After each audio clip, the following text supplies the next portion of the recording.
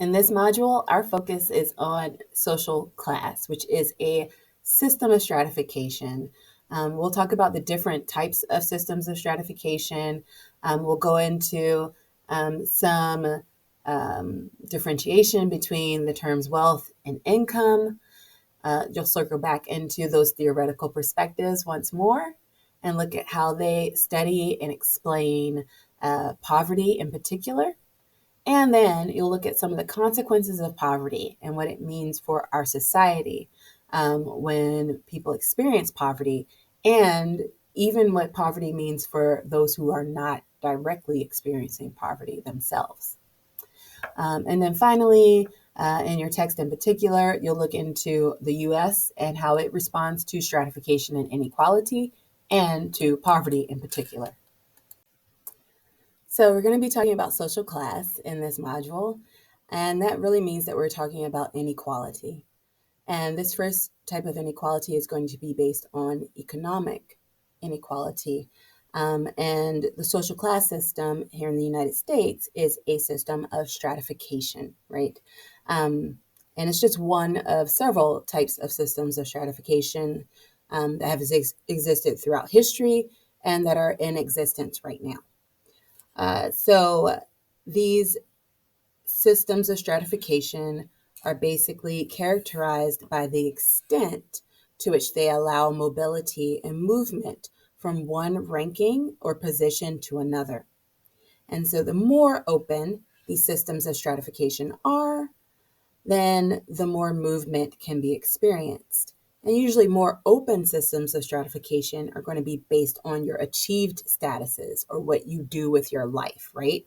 They're going to be based on how you use your life chances as well, or your opportunities to basically achieve what you want in life and to live the type of life that you would like to live.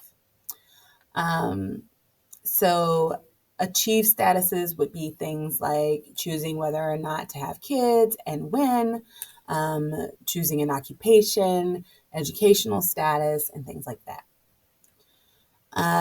Ascribed statuses are going to be leaned more heavily upon by those systems of stratification that are considered to be more closed, where typically you are born into a position or occupation that has a lot of influence on what your status is going to be, even before you can talk or walk. So systems of stratification that are particularly closed would be more like a system of slavery or a caste system, and even a feudal estate system, right, with serfdom and things like that.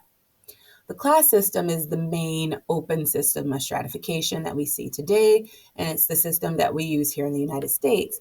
Although you have to acknowledge that even our class system is not a fully open system of stratification, and that those ascribed status characteristics are often impeding upon one's mobility, are considered to be really important in determining one's mobility, unfortunately. So yeah, there you go. Those are your systems of stratification. We look at open versus closed and so on.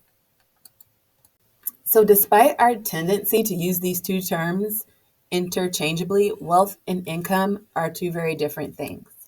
So your income is basically your wages, your salary, interest and stock dividends, income from rental properties and things like that, where you are receiving incoming flows of money based on some sort of economic activity. With wealth, however, we're looking at everything that an individual owns, whether or not that item or object is tangible, and whether it's in use or being used for economic activity actively. So this is looking at all of an individual or household's material assets, their property, their land, the value of their holdings and their brand. All of these things combined creates wealth. And so you can have a wealthy individual who has little to no income, right? Maybe they inherit it, wealth, or maybe they've built wealth and now they no longer have an income. They've stopped making money, which I've never seen anyone do. It seems like wealth begets wealth. And so I don't know that people who are wealthy ever stop looking for incoming funds as well. And of course, you have people who have really high incomes and no wealth, right? Especially if you're like some of us, including myself, where you're first generation and you don't have generational wealth. Instead, you have the money you make from check to check, right?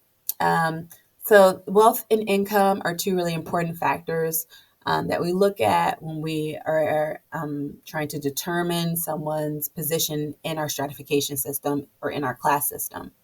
Some other factors that we look at are power.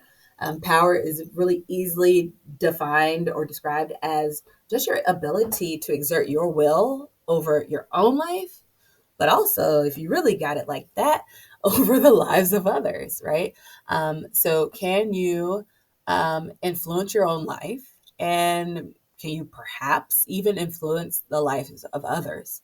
Having power over your own life in and of itself is really important, and it's difficult actually to achieve.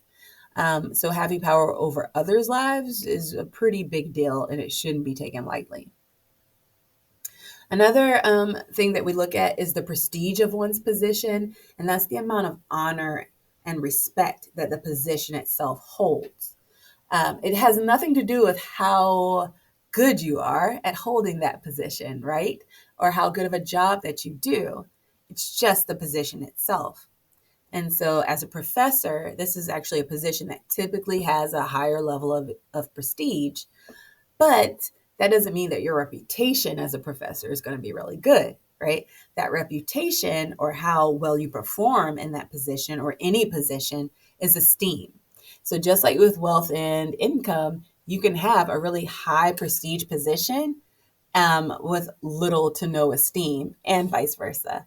So it's really interesting to look at. When we kind of look at all of these things together, it gives us this um, general view of an individual's position in a stratified social order. And typically, sociologists refer to this as one's socioeconomic status, or SES. So, yeah, you're learning some new terms. Despite being a class system and being one of the more mobile examples of a stratification system, the United States, just like many other nations, has a high amount of disproportionality when it comes to the distribution of wealth and income. And so we have a lot of inequality with people who are at the top who are extraordinarily wealthy, and those who are closer to the bottom who have little to no wealth or income.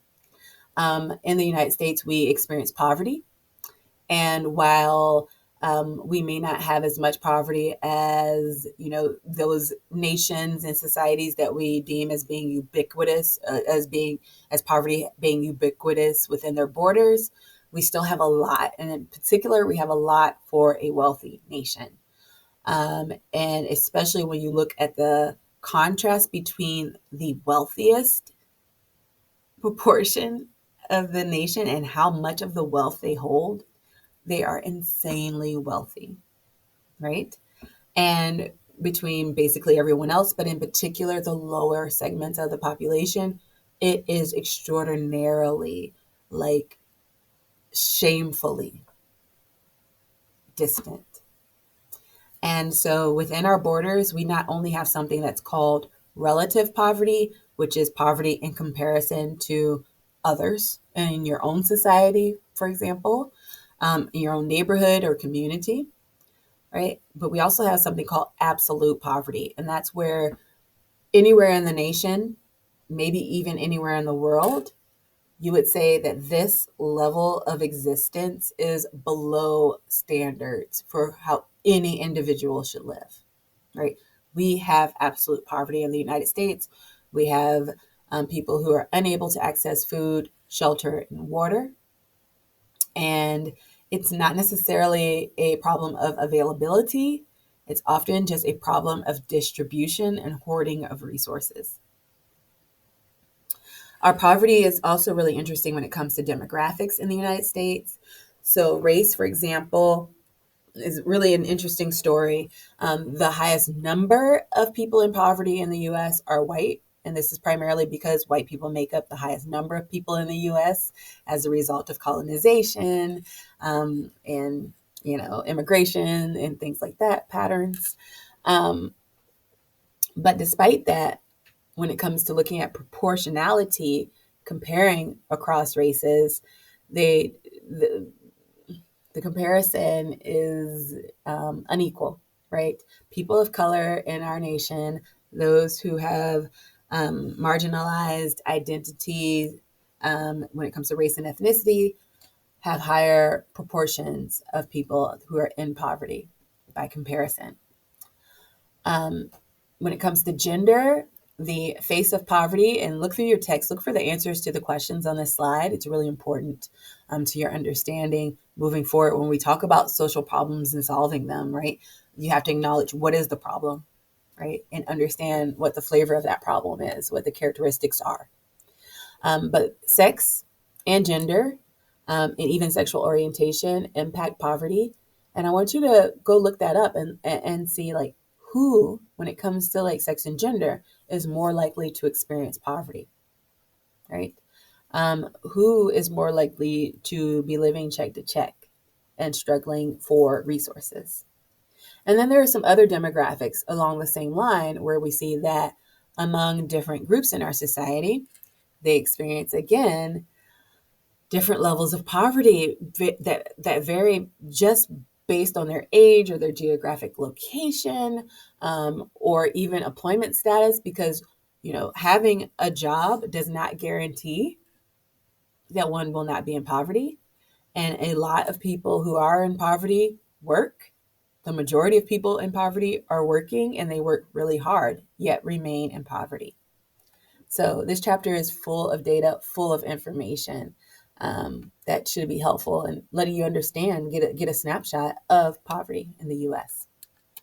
So as you're revisiting these sociological perspectives on poverty, remind yourself of the difference between macro level and micro level analysis, whether something is a public issue or a personal issue, and how each of those sociological perspectives uses that dichotomy to visualize explanations,